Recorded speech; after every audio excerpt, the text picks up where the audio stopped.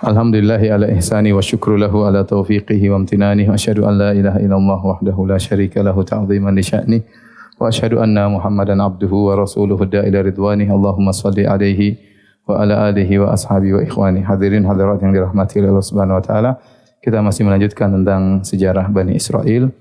Pada pertemuan terakhir bagaimana tentang akhir daripada kisah Nabi Yusuf alaihissalam, kemudian seluruh keluarganya, Nabi Yakub dan istrinya dan anak-anaknya semua berpindah dari Palestina untuk tinggal di Mesir. Kemudian berjalan dengan waktu sampai tiba di zaman Nabi Musa alaihissalam. Nah, zaman antara Nabi Yusuf hingga Nabi Musa alaihissalam ini ada khilaf di kalangan para ahli tarikh ya. Ada yang mengatakan cuma 1 kurun, ada yang mengatakan 4 kurun ya. Tidak ada penjelasan yang tegas ya. Intinya waktu yang cukup panjang antara zamannya Nabi Yusuf sampai Nabi Musa alaihissalam. Maka kemudian bergantilah pemerintahan dari suku Heksos menjadi suku Akbat. Sebagaimana pernah kita jelaskan pada pertemuan sebelumnya bahwasanya di zaman Nabi Yusuf yang memimpin adalah Al-Malik, raja. Jadi dia dari suku Heksos.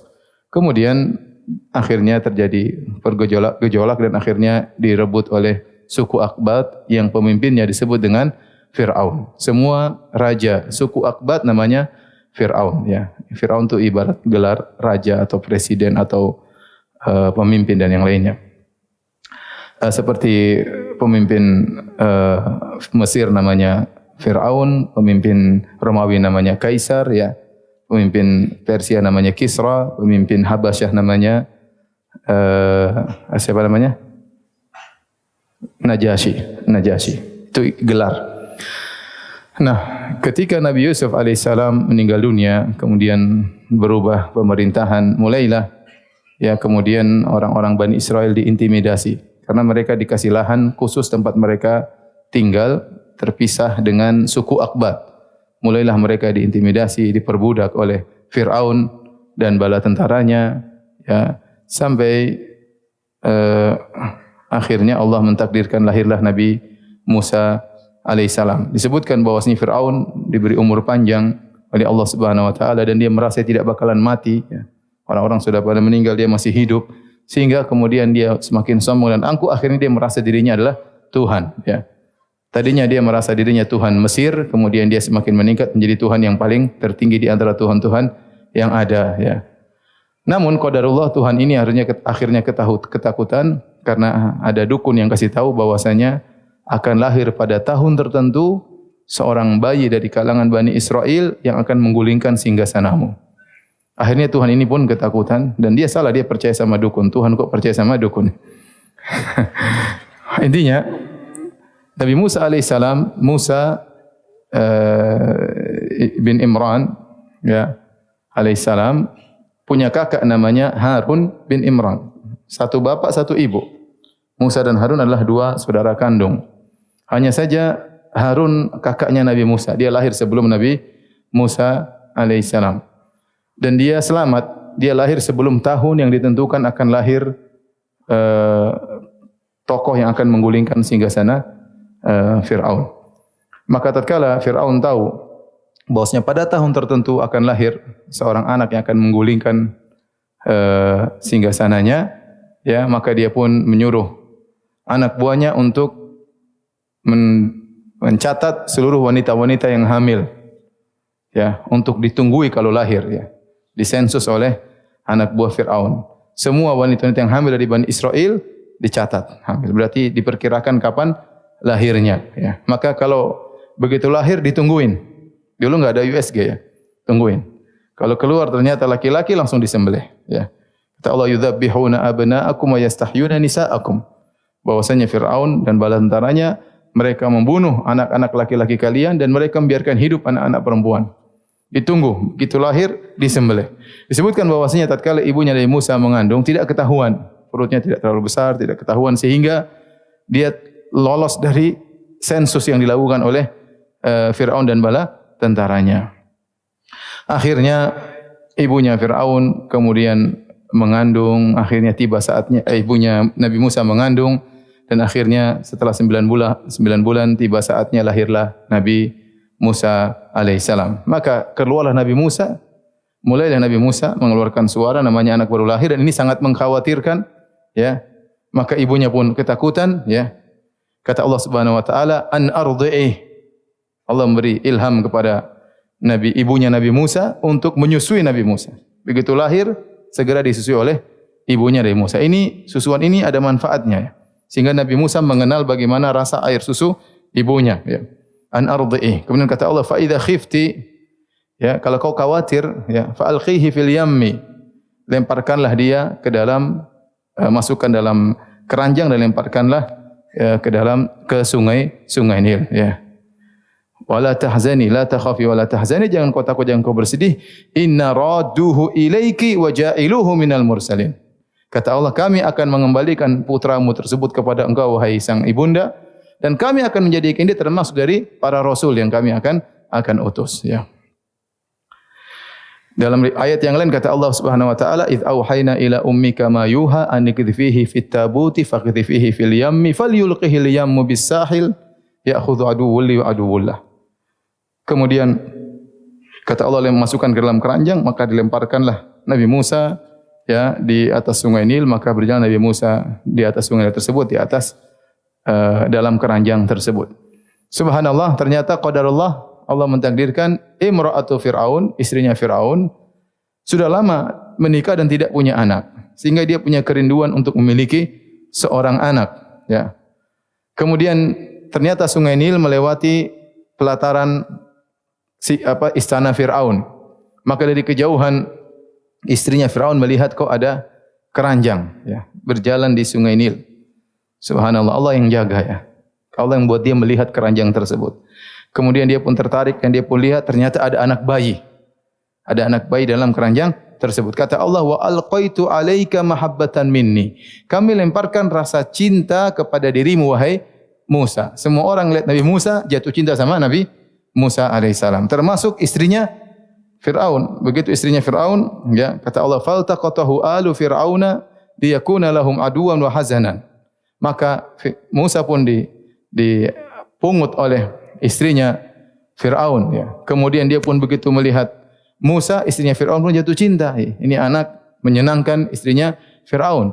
Akhirnya datang Fir'aun, mungkin istrinya panggil, "Mas, lihat dulu, Mas." Mas Fir'aun datang, lihat ternyata ini badannya coklat, bukan seperti Akbat. Suku Akbat kulitnya putih-putih.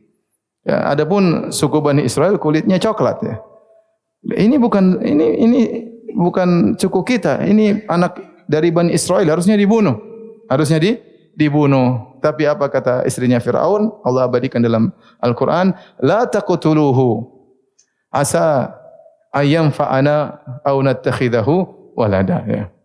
Ya, kata istrinya, jangan kau bunuh dia wahai suamiku. Bisa jadi ini anak bermanfaat bagi kita di kemudian hari, dan bisa jadi kita angkat sebagai anak angkat kita.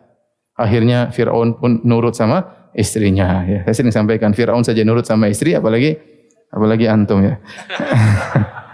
Ini Fir'aun yang bengis luar biasa sama istrinya, "Mas, jangan bunuh dia, Mas." "Oh iya, nggak jadi."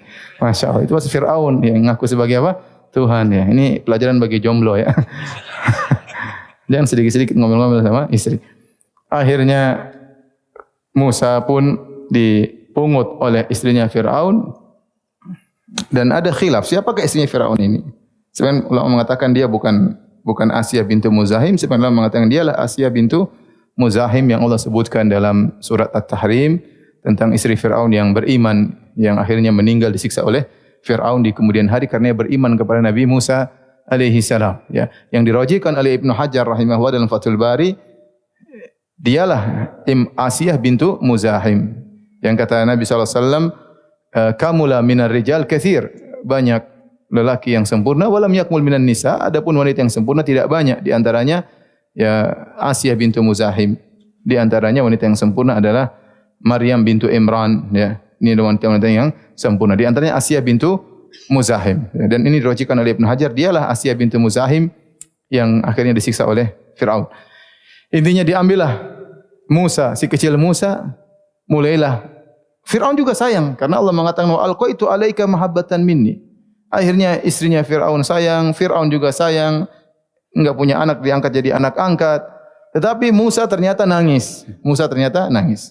Jadi disebutkan dilepaskan di pagi hari. Musa dilepaskan di sungai Nil di pagi hari, mungkin ketemu di waktu duha sama istrinya Fir'aun. Akhirnya Musa pun bikin heboh, nangis. Dicarilah ibu-ibu untuk nyusui Nabi Musa. Datanglah seorang wanita nyusui, kemudian Nabi Musa enggak mau, enggak enak. Datang lagi yang lain enggak enak.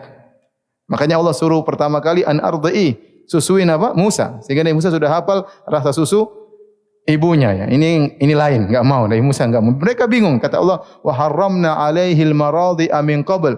Kami jadikan Musa tidak bisa nyusu dari wanita manapun kecuali ibunya. Maka datang wanita berbondong-bondong nyusui karena mungkin dikasih gaji besar sama Fir'aun, ternyata tidak ada yang bisa nyusui Nabi Musa. Akhirnya datanglah kakaknya Nabi Musa, seorang perempuan yang dia dari kejauhan melihat kemana perginya ya.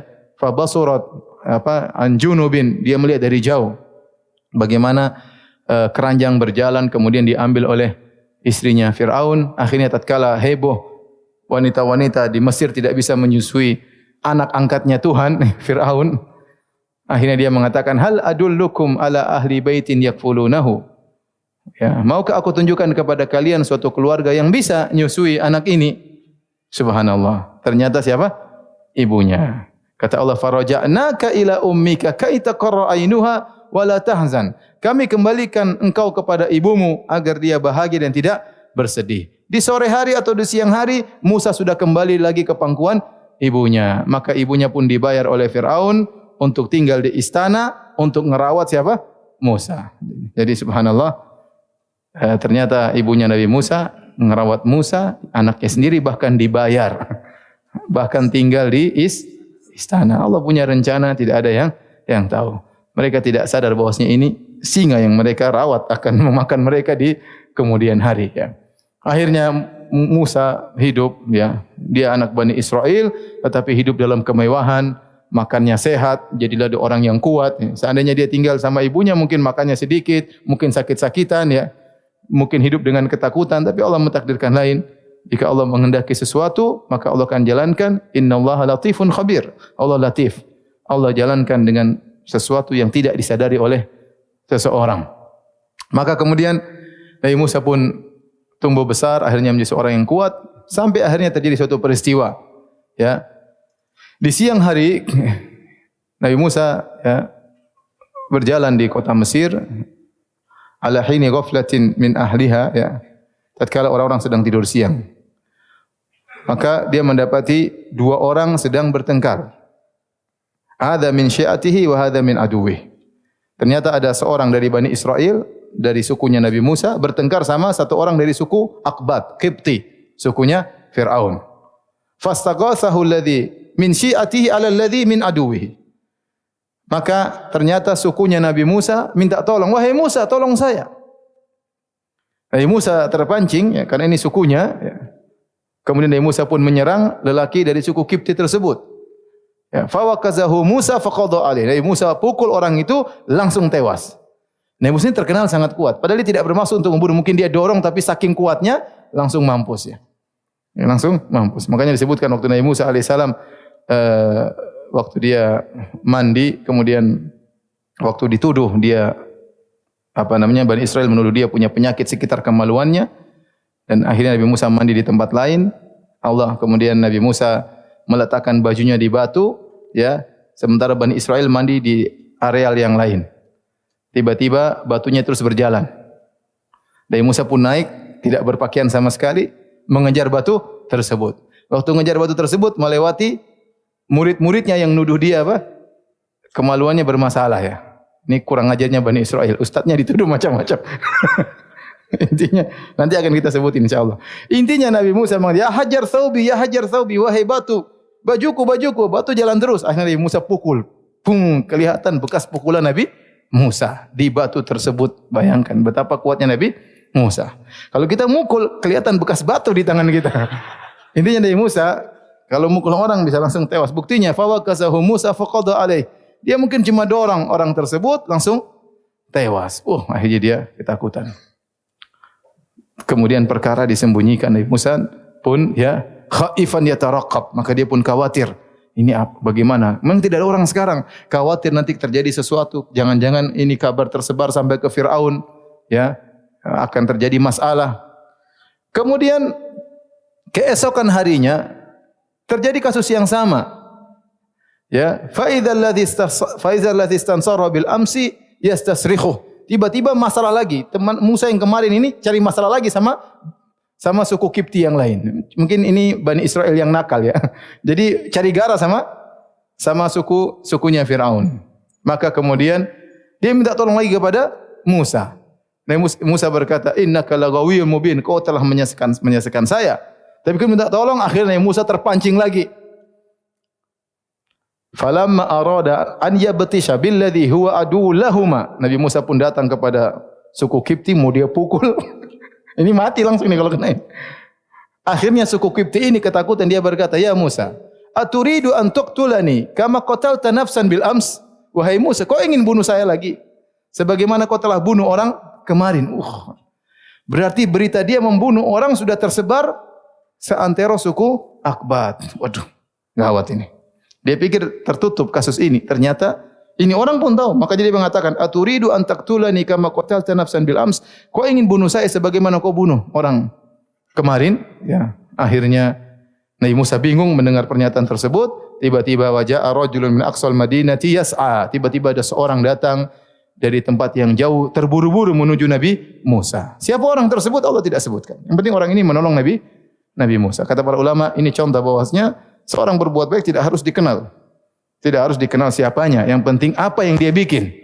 Maka Allah abadikan perbuatannya. Wa jaa'a rajulun, datang seseorang, Allah tidak sebut namanya, siapa dia. Min aqsal Madinah, dari ujung kota, yas'a, berusaha. Ya Musa, innal mala'a ya'tamiruna bika liyaqtuluk. Maka dia mengatakan, wahai Musa, sungguhnya orang-orang sedang berkumpul untuk membunuhmu. Fakhruj, keluarlah kau dari kota ini. Innilaka minan nasihin. Sungguh saya benar-benar menasihati engkau, jangan sampai kau ditangkap dan dibunuh oleh orang-orang Mesir, suku Akbat. Kata Allah, fakharaja minha khaifan yataraqab. Maka Nabi Musa pun ketakutan, dia pun lari dari kota Mesir tanpa persiapan, tanpa bawa bekal, kemudian menempuh perjalanan jauh menuju negeri Madian, tidak bawa bekal, melewati padang pasir, sampai disebutkan dia pun memakan daun-daun yang ada di tengah jalan, di pohonan, ya. Kemudian akhirnya sampailah dia di negeri Madian. Ya, kata Allah Subhanahu wa taala, "Walamma warada ma'a Madyana wajada alaihi ummatan minan nas." Tatkala Musa dalam kondisi lapar, dalam kondisi letih, kemudian dia sampai di negeri Madian, dia dapati sumber air di sana, orang-orang sedang kumpul ngambilin air. Wa wajada min dunihim imra'ataini tadhudan. Dan di antara orang-orang tersebut Nabi Musa mendapati ada dua wanita yang sedang menghalang-halangi kambing mereka. Orang-orang sedang ambil air, dua wanita ini tidak mengambil air. Maka Nabi Musa pun berkata kepada mereka, "Qala ma khatbukuma?"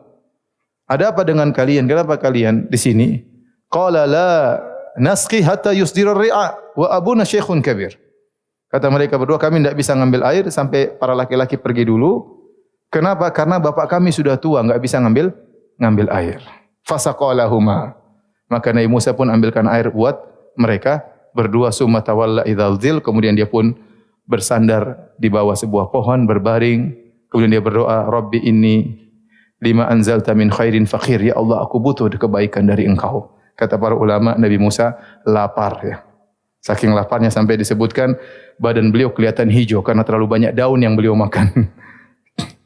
Perhatian di sini bahwasanya dua wanita ini ya tidak gabung sama laki-laki.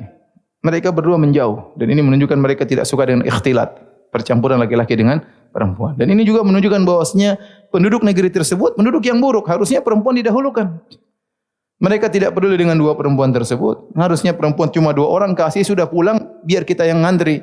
Tapi mereka tidak, mereka biarin perempuan dua tersebut nunggu sampai mereka selesai. Menunjukkan mereka akhlaknya buruk, para penduduk di negeri Madian. Akhirnya Nabi Musa membantu sang wanita, ya.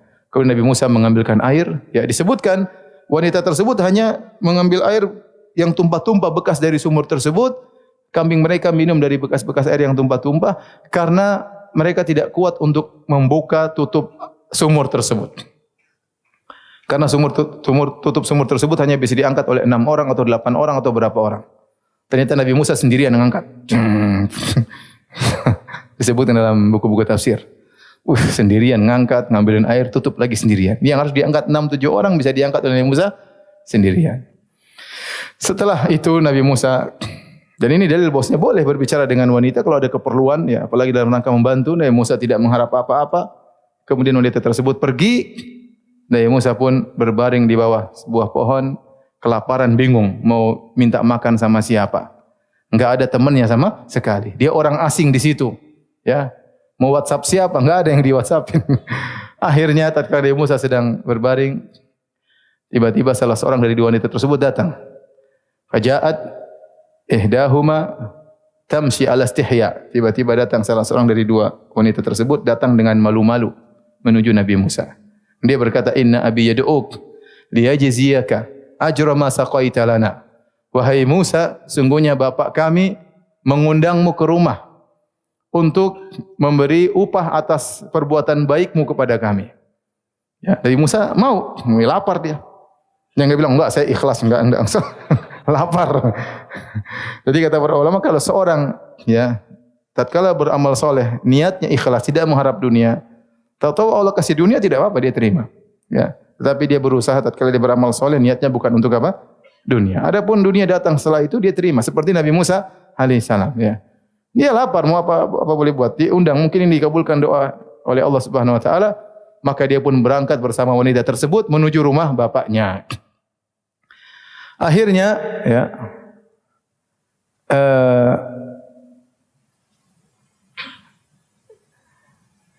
kemudian sampailah di rumah lelaki soleh tersebut. Wa qassa alaihi al-qasas. Kemudian Nabi Musa pun cerita tentang kisah yang dia alami. Maka bapak dua wanita tersebut berkata, ya, la takhaf najauta minal qaumi dzalimin. Jangan kau khawatir wahai Musa, kau sudah selamat dari orang-orang zalim. Artinya Firaun tu di Mesir, ini negeri lain, ini kota lain. Jangan kau khawatir. Selama kau di sini, kau tidak usah takut sama mereka. Akhirnya salah seorang dari dua wanita tersebut berkata, "Ya abati ista'jirhu. Inna khaira man ista'jart al-qawiyul amin." Kata seorang dari dua wanita tersebut, "Ya ayahanda, pekerjakanlah dia. Sungguhnya orang yang terbaik untuk menjadi pekerja adalah al-qawi al-amin, yang kuat dan amin, terpercaya." Dan ini butuh qawi, kuat maksudnya ahli pada bidangnya, amin, terpercaya, amanah. Kalau pekerja terkumpul dua ini, ahli dan amanah, maka pekerjaan akan jalan. Tapi kalau cuma salah satunya enggak jalan. Cerdas, pintar tapi enggak amanah, pintar maling juga. Pintar korupsi, pintar ngambil uang rakyat dan yang lainnya. Sebaliknya kalau amanah tapi bahlul, repot juga. Enggak jalan proyek. Kenapa? Dia enggak punya ilmu untuk menjalankannya. Maka terkumpulkan pada Nabi Musa dua sifat, al-qawi wal amin, al-quwwah wal amanah. Taib, timbul pertanyaan, dari mana perempuan ini tahu Nabi Musa kuat dan amanah? Adapun kuat ketahuan dari ngangkat apa? Tutup sumur. Kuat Nabi Musa, harusnya diangkat 6 orang, diangkat sendiri. Dari mana dia tahu Nabi Musa amanah? Banyak di antaranya Nabi Musa waktu ngobrol sama mereka bukan bicara dengan menggoda, bukan bicara dengan senyum-senyum atau ketawa ketiwi atau yang lainnya. Tidak mengatakan, "Ukhti tinggal di mana, ukhti?" Enggak, ada apa kok di sini? Gitu aja, ngomong to the point, tidak ada urusan kemudian ngalor-ngidur enggak ada. Ada keperluan, selesai, menunjukkan dia amanah. Kemudian di antaranya kata para ahli tafsir juga, waktu Nabi Musa menuju ke rumah mereka, Nabi Musa jalan di depan, itu perempuan jalan di belakang. Nabi Musa tidak ingin perempuan itu di depan, karena kalau di depan dia bisa melihat tubuh wanita tersebut, lengkuk-lengkuk tubuhnya, maka Nabi Musa tidak mau di belakang, dia mau di depan, perempuannya di belakang. Jadi kalau belok kanan, dia tinggal lempar kerikil ke kanan, Nabi Musa belok kanan. Belok kiri, tinggal lempar kerikil ke kiri, ya, sampai tiba di rumahnya. Ini dalil bahwasanya Nabi Musa apa? Amanah. Akhirnya sang bapak melihat ada lelaki soleh, maka dia pun tawarkan untuk menikahi salah seorang putrinya. "Inni uridu an unkihaka ihda banatayya hataini ala an ta'jurani thamaniya hijaj fa in atmamta 'ashran fa min 'indik." Ya, kata dia, "Wahai Musa, aku ingin menikahkan engkau dengan salah seorang dari dua putriku. Maharnya kau jadi pekerja di ladang kami, penggembala kambing selama 8 tahun. Kalau kau mau 10 tahun juga oke. Subhanallah. Ayyamal ajalain qadait. Ya. Kata Nabi Musa, terserah saya mau 8 atau 10, namun kata para ulama bahwasanya Nabi Musa mengambil yang 10 tahun. Maka Nabi Musa pun terima pernikahan tersebut, maka kerjalah dia menjadi penggembala kambing selama berapa tahun? 10 tahun. Ajib, waktu Nabi SAW berjalan bersama para sahabat, kemudian Nabi melihat sebagian kayu siwak yang bagus. Mereka bertanya pada saat, ya Nabi, ya Rasulullah, bagaimana kau tahu siwak ini bagus? Seakan-akan kau pernah tinggal di Badia atau pernah menggembalakan kambing. Kata Nabi, benar, saya pernah menggembalakan kambing, dan tidak seorang Nabi pun kecuali pasti menggembalakan apa? Kambing. Nabi Musa yang hidup di istana raja, enggak mungkin gembala kambing, enggak mungkin. Dia anak raja. Anaknya Tuhan, bahkan Tuhan Fir'aun Bahlul, ya. Anak raja. Tetapi Allah mentakdirkan dia bakalan menggembalakan kambing. Allah punya skenario sendiri. Akhirnya dia pergi ke Madian dan akhirnya gembala kambing, bahkan cuma bukan setahun 2 tahun, 8 tahun atau 10 tahun. Dia bayar mahar. Ini menunjukkan ikhwan bahwasanya tali pernikahan itu berat, mitsaqan ghalidha. Janji yang berat sampai mahar ditempuh oleh Nabi Musa 10 tahun dalam rangka untuk menunaikan akad nikah tersebut.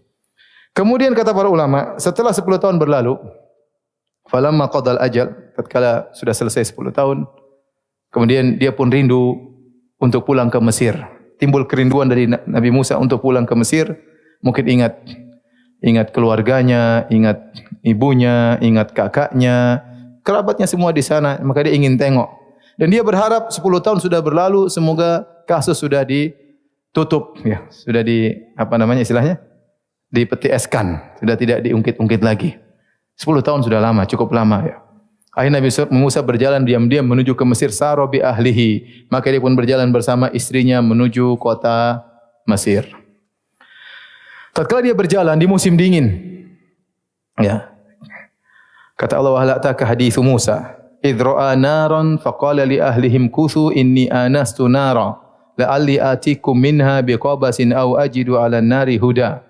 Tiba-tiba di tengah perjalanan Nabi Musa merasa kayak ada api dari kejauhan. Istrinya mungkin enggak lihat, tapi dia melihat. Anasa, dia merasa ada api. Dan dia sayang sama istrinya. Dia bilang, kuthi, dalam ayat yang lain, diam kau di sini, ya. Diamlah kau di sini, aku akan ambilkan air. La'allakum akan ambilkan api, la'allakum tastalun, supaya kau bisa merasakan kehangatan. Itu namanya sayang sama istri.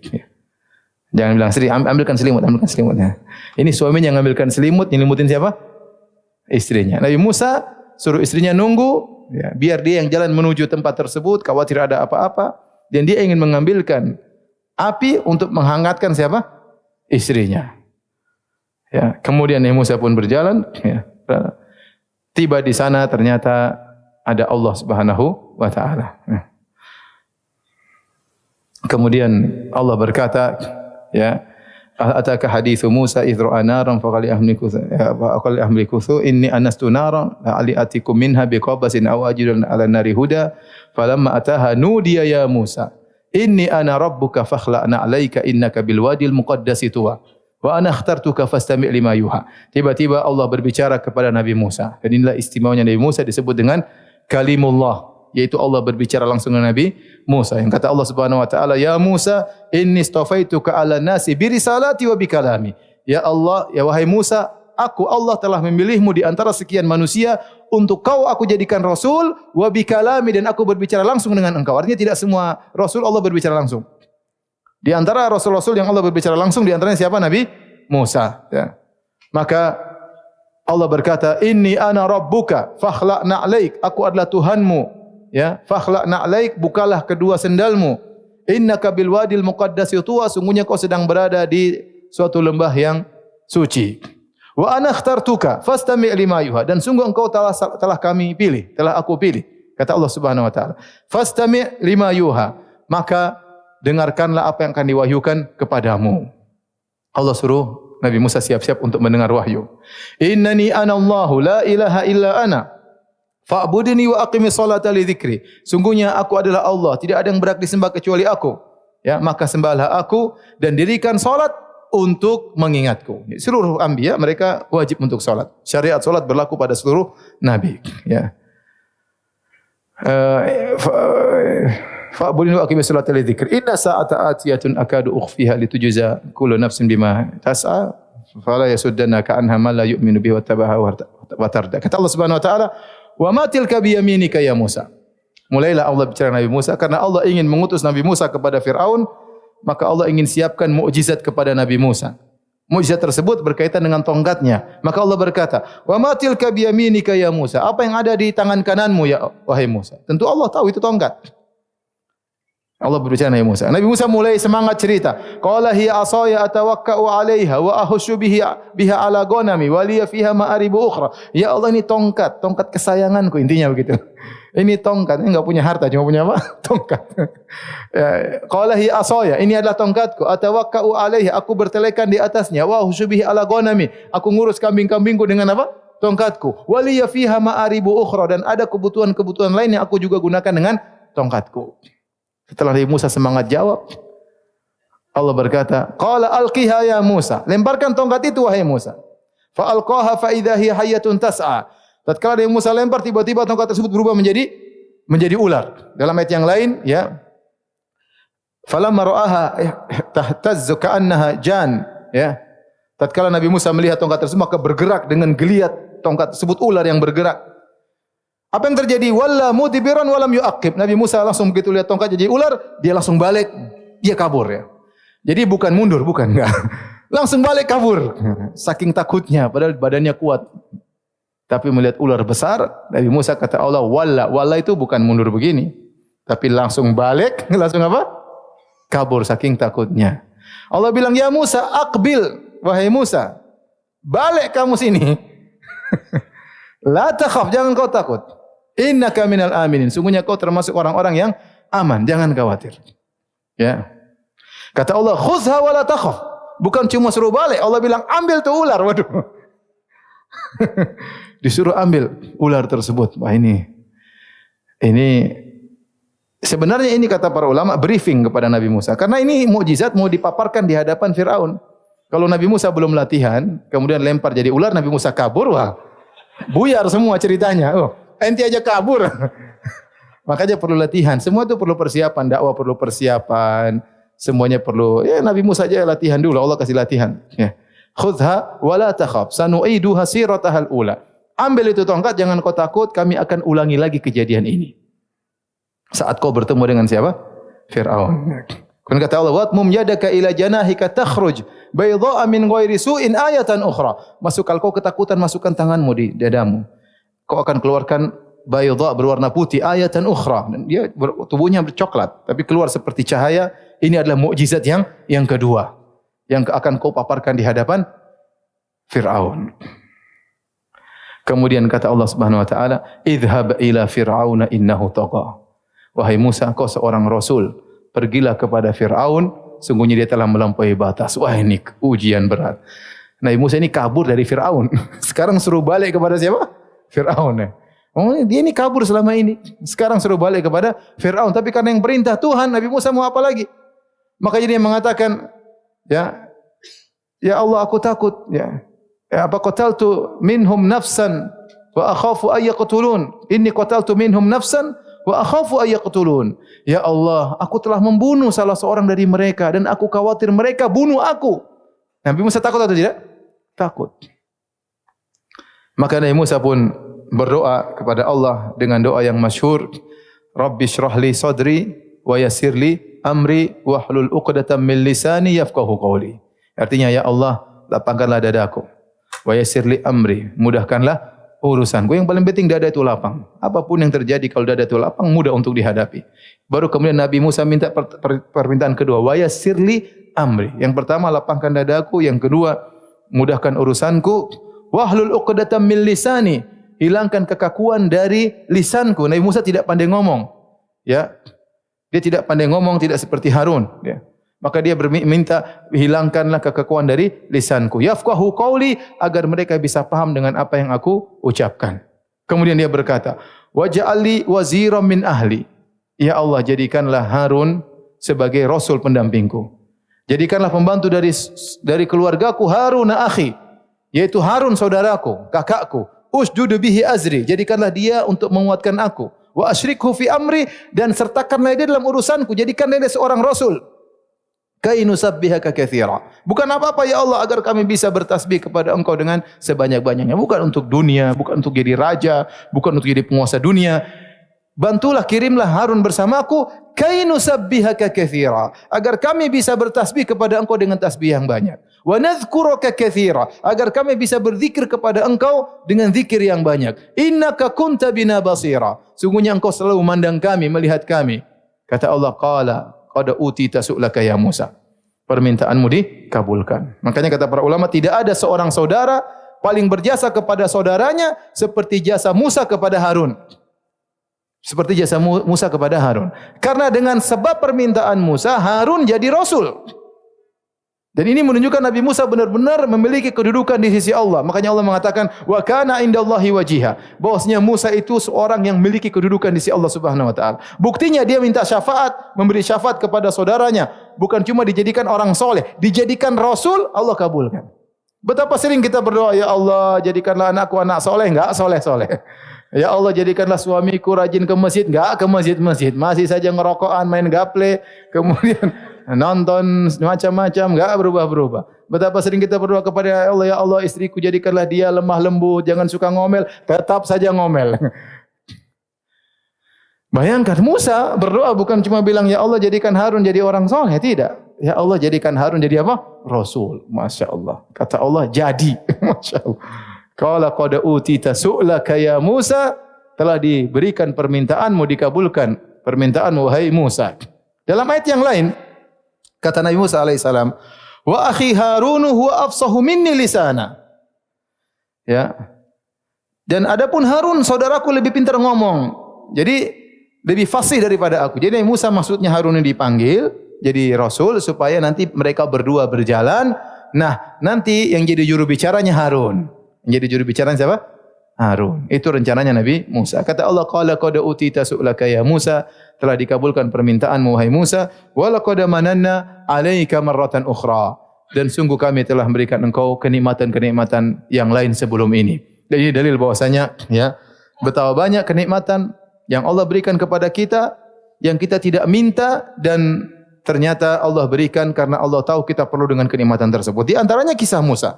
Waktu Nabi Musa minta nikmat-nikmat tersebut, lapangkan dada, mudahkan aku untuk berbicara, jadikan Harun sebagai rasul. Allah mengatakan, "Wa laqad mananna 'alaika marratan ukhra." Sungguh kami sebelumnya telah memberikan engkau kenikmatan wahai Musa. "Its auhayna ila ummika." Ingatkah waktu kau masih kecil kau tidak tahu, kau belum bisa minta apa-apa, belum bisa berdoa, tapi Allah selamatkan siapa? Musa. Allah selamatkan oleh ibunya, disuruh taruh di keranjang, disuruh dilepaskan di sungai Nil. Allah yang menjadikan istrinya Fir'aun suka sama kamu. Allah yang menolong, Allah yang padahal itu semua tidak pernah Musa minta. Oleh karenanya, nikmat yang tidak kita minta yang Allah berikan kepada kita lebih banyak daripada nikmat yang kita minta. Kalau kita minta belum tentu Allah kabulkan karena Allah tahu mungkin tidak pas buat kita atau belum saatnya sekarang dikabulkan. Tetapi Allah kasih kita nikmat banyak yang tidak kita minta karena Allah tahu itu saatnya kita membutuhkan nikmat tersebut yang sesuai dengan kondisi kita. Maka akhirnya Harun pun menjadi rasul ya. Kata Allah, "Idhhaba ila fir'auna innahu tagha." Pergilah kalian berdua kepada Firaun, sungguhnya dia telah melampaui batas. Faqula lahu qawlan layyinan la'allahu yatadhakkaru aw yakhsha. Ucapkanlah kalian berdua kepada Firaun dengan kata-kata yang lembut ya, la'allahu yatadhakkaru aw yakhsha. Siapa tahu dia mengambil pelajaran, siapa tahu dia sadar. Qala inna rabbana innana nakhafu ay yafruta alaina aw ay yatgha. Lagi-lagi Musa dan Harun berkata, ya Rabb kami khawatir Firaun ini berbuat zalim kepada kami. Dia bengis, dia jahat dan yang lainnya. Kata Allah, la takhafa innani ma'akuma asma'u wa ara.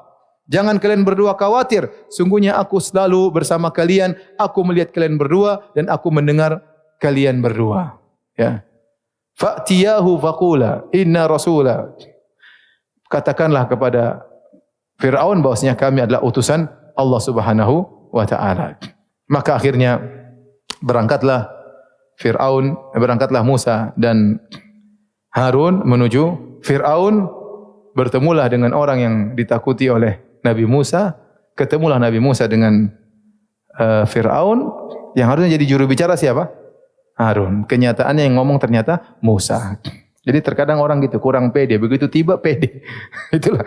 Ternyata Allah sudah kabulkan permintaan Nabi Musa, sehingga Nabi Musa akhirnya yang debat dengan Firaun bukan Harun. Yang debat dengan Firaun adalah siapa? Musa alaihissalam. Dan Allah abadikan perdebatan tersebut yang indah tersebut dalam surat Asy-Syu'ara,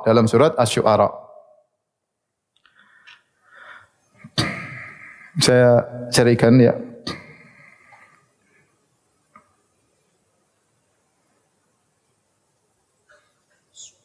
Surat ke-26 ya. Dalam ayat yang lain ya, benar-benar lihat ayat 17, ayat 16, ayat 17. 16 ayat 17 ya. Kata Allah Subhanahu wa taala surat 26 ayat 16, "Fa'tiya fir'auna faqula inna rasulu rabbil alamin." Datanglah kalian berdua kepada Firaun dan sampaikanlah bahwasanya kami berdua adalah utusan penguasa alam semesta ini. An arsil ma'ana bani Israel. Lepaskanlah bani Israel kepada kami. Jangan kau belenggu, jangan kau perbudak, jangan kau siksa, biarkanlah mereka pergi bersama kami. Jangan disiksa bani Israel. Maka Firaun berdebat dengan Musa. Ingat di sini Allah menyuruh Musa berkata dengan kata-kata yang apa? Yang lembut. Karena masing-masing kita berbicara dengan orang itu punya kedudukan. Kalau dia raja, kalau dia presiden, kalau dia penguasa, tidak boleh dengan kata-kata kasar. Tujuan kita agar dia sadar, agar dia menjadi lebih baik. Dan ini tidak ada yang lebih jahat daripada Fir'aun. Ya. Itu pun Nabi Musa disuruh untuk berkata-kata yang baik. Ya. Karena yang dihadapi adalah Fir'aun. Jadi masing-masing orang ada cara kita berbicara dengannya. Mungkin orang biasa lain lagi, anak-anak lain lagi, penguasa lain lagi. Ya. Tidak disamakan cara kita berdakwah kepada mereka. Masing-masing punya fun, punya metode tersendiri. Oleh kerana orang masuk dalam dakwah dia harus punya ilmu tentang bagaimana asnafal mad'uin, tentang orang-orang yang dia hadapi. Tidak sama dia berhadapan dengan anak SD, dengan anak SMP, dengan orang baru sadar, orang baru hijrah, dengan orang yang sudah lama, penguasa, orang biasa, bos, orang miskin, semuanya ada caranya dalam menghadapi mereka. Tidak boleh dipukul rata. Jangan dikatakan yang penting sampaikan dalil selesai. Enggak. Allah tidak mengatakan, "Wahai Musa, sampaikan saja. Kalau mati tidak apa-apa." Enggak. Allah mengatakan, sampaikan kata-kata yang baik. Siapa tahu dia sadar. Siapa tahu dia sadar. Karena tujuan kita berdoa bukan untuk hanya sekedar menyampaikan hujah selesai urusan. Yang penting saya sudah sampaikan hujah di hadapan Allah. Tidak. Tujuan kita dakwah agar terjadi kebaikan. Nah, harus ada metode yang ditempuh. Perlu persiapan. Bagaimana berhadapan dengan orang penguasa misalnya. Taib. Mulailah ketemu Nabi Musa dengan Fir'aun ditemani Harun. Ternyata pembicaraan terfokus antara Fir'aun dengan Musa. Karena jadi masalah Musa. Harun ini cuma orang biasa, diangkat menjadi rasul. Yang anak angkat siapa? Musa. Yang selama ini hidup mewah di istana Fir'aun siapa? Musa. Yang selama ini dicintai oleh Fir'aun siapa? Musa. Allah menjadikan Fir'aun sayang kepada Musa. Semuanya Musa. Fokus kepada Musa. Maka tidak pantas Harun untuk yang berbicara. Berbicara harus siapa? Musa. Maka lihat Fir'aun pintar bicara. Fir'aun ini pintar ya. Dia berkata, "Alam nurabbika fina walidan, walabista fina min umrika sinin." Wahai Musa, kau mau dakwai saya? Bukankah dulu kau anak angkatku? Saya yang mentarbiah kamu, saya yang merawat kamu tatkala kau masih kecil, ya. Walabista fina, dan kau hidup lama bersama kami di istana kami. Ya. Jadi Fir'aun ngungkit kebaikannya. Azan ya. Taib azan aja. Atau kita tunda ini lah. Ini panjang ya. Yang mau bertanya saya persilakan. Taib ini banyak pertanyaan. Ustadz kalau boleh usul mohon buat kajian rutin Ahad pagi di Masjid Nurul Iman Blok M. Membahas kitab-kitab karya Ustadz seperti kitab Tauhid ya. Nanti ditampung. Mudah-mudahan ada kesempatan. Pertanyaan berikutnya, bagaimana proses pembicaraan Allah Subhanahu wa taala dengan Nabi Musa? Apakah melalui media atau yang lainnya? Mohon detailnya Pak Ustadz. Ya, Allah berbicara langsung dengan Nabi Musa tanpa melalui malaikat, ya. Kalau melalui malaikat maka itu tidak spesial bagi Nabi Musa alaihissalam, ya. Makanya kan Allah mengatakan wa kallamallahu Musa taklima. Dan Allah berbicara dengan Nabi Musa dengan pembicaraan yang sungguh-sungguhnya. Kalau orang ngerti bahasa Arab tahu taklima di situ adalah masdar untuk menekankan, litakid untuk menekankan. Kalau kita artikan dalam bahasa Arab, wa kallamallahu Musa taklima, sungguh benar-benar Allah berbicara dengan Nabi Musa. Kalau ternyata Allah berbicara lewat malaikat, Allah berbicara lewat pohon misalnya, atau burung yang mengantarkan bicaraan Allah, makanya tidak disebut dengan berbicara dengan sesungguh-sungguhnya. Ya, maka Musa menjadi spesial karena Allah berbicara langsung dengan Nabi Musa. Makanya tatkala Nabi Musa merasa kelezatan berbicara dengan Allah, Nabi Musa ingin lihat Allah. Makanya Nabi Musa mengatakan, Rabbi arini anzur ilaik. Ya Allah, aku ingin lihat engkau. Ya, aku ingin lihat engkau. Karena kata para ulama, Nabi Musa rindu ingin bertemu dengan Allah. Sudah dengar bicaranya, ingin lihat zat Allah Subhanahu wa taala. Tapi kata Allah, kau tidak mampu melihatku. Nabi Musa kemudian pingsan tatkala tajalli Allah Subhanahu wa taala. Pertanyaan berikutnya, ibunya Nabi Musa pada waktu disuruh menghanyutkan Nabi Musa ke Sungai Nil melalui mimpi atau dalam keadaan sadar? Wallahu alam bisawab. Apakah melalui mimpi, ilham, atau dengan bisikan, atau dengan mengutus malaikat? Ya, tidak dijelaskan secara detail oleh Allah Subhanahu wa taala. Yang jelas ibunya Nabi Musa bukanlah seorang nabi perempuan. Sama seperti Maryam, Isa bin Maryam. Maryam juga didatangi oleh malaikat apa? Jibril. Ya. Tetapi tidak menjadikan Maryam sebagai nabi perempuan. Karena nabi tidak ada perempuan. Nabi cuma apa? Laki-laki. Illa rijalan. Tidaklah kami mengutus kecuali para lelaki. Adapun proses bagaimana dia mendapatkan ilham dari Allah, apakah dengan mimpi ataukah ada suara ataukah lewat malaikat, wallahu alam bisawab, tidak dijelaskan dengan detail. Apakah berdosa jika tidak bermazhab? Ya, sekarang kalau kita lihat mazhab itu muncul belakangan, ya, mazhab Hanafi, mazhab kemudian mazhab Maliki, kemudian mazhab Syafi'i, baru mazhab Hambali. Kemudian orang-orang yang hidup sebelum Imam Abu Hanifah, bukankah mereka semua tidak bermadhab? Tabi'in, para sahabat, apakah mereka berdosa? Jawabannya tidak. Jawabannya tidak.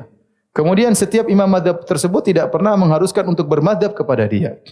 Oleh karenanya Abu Hanifah tidak pernah mewajibkan murid-muridnya untuk bermadhab kepada Imam Abu Hanifah. Imam Malik pun demikian, tidak pernah mewajibkan murid-muridnya untuk bermadhab kepada Imam Malik. Bahkan Imam Malik masyhur dengan perkataannya, kullun yu'khadhu min qawlihi wa yurad. Semua orang boleh diambil perkataannya dan boleh ditolak. Ila sahibah hadzal qabr, kecuali Muhammad sallallahu alaihi wasallam yang perkataannya harus diambil. Oleh karenanya di antaranya murid Imam Malik adalah Imam Syafi'i. Imam Syafi'i berguru kepada Imam Malik dan berguru kepada muridnya Abu Hanifah. Dia berguru kepada Muhammad bin Hasan Asy-Syaibani, salah seorang murid dari Abu Hanifah yang masyhur, yaitu di antaranya Muhammad bin Hasan Asy-Syaibani. Kemudian dia berguru juga kepada Imam Malik, maka kemudian Imam Syafi'i membuat madrasah baru, mazhab baru. Dia tidak buat, tetapi dia jadi guru yang baru dengan metode ilmu yang baru sehingga jadilah mazhab apa? Syafi'i. Apakah dia tidak taat sama Imam Malik? Karena Imam Malik memang tidak pernah menyuruh dia harus ikut saya, tidak ada. Di antara murid Imam Syafi'i namanya Imam Ahmad bin Hanbal. Imam Ahmad bin Hanbal juga tidak ngekor kepada Imam Syafi'i. Buktinya muncullah mazhab baru namanya mazhab apa? Ahmad bin Hanbal. Berarti Imam Syafi'i tidak pernah menyuruh muridnya untuk harus ikut sama dia. Buktinya Imam Ahmad punya mazhab tersendiri. Dan ternyata mazhab bukan cuma 4, ada mazhab Zahiriyah, ada mazhab Abu Thawr. Dan dahulu banyak ulama yang masing-masing mewakili mazhab. Seperti sering dinukil ucapan mereka oleh Imam Abu Isa At-Tirmidzi dalam Sunan Tirmidzi. Ada pendapat Ishaq bin Rahuya, gurunya Imam Bukhari. Kemudian ada Sufyan bin Uyainah, ada mazhab Tsauri. Dinukil masing-masing ini. Itu kedudukan mereka sama dengan Syafi'i, dengan Ahmad, dengan Malik. Semuanya sama, tetapi mereka ini muridnya tidak mengembangkan ilmu mereka. Ishaq bin Rahuya tidak ada ilmunya yang dikembangkan, dilanjutkan, sehingga begitu saja tinggal pendapat mereka namun tidak berkembang. Berbeda dengan Imam Abu Hanifah, Imam Malik, Imam Syafi'i, Imam Ahmad, murid-muridnya mengembangkan ilmu mereka sampai jadilah suatu apa? Mazhab. Padahal mereka tidak pernah buat namanya pertemuan, ayo kita bikin mazhab. Enggak, tapi itu berjalan dengan natural, dengan sendirinya. Karena ilmunya berkembang, maka ini metode Imam Syafi'i, metode Imam Ahmad, metode Imam Malik, metode Imam Abu Hanifah misalnya. Al-Imam Al-Bukhari sendiri tidak bermazhab. Ya, sering menyelisih.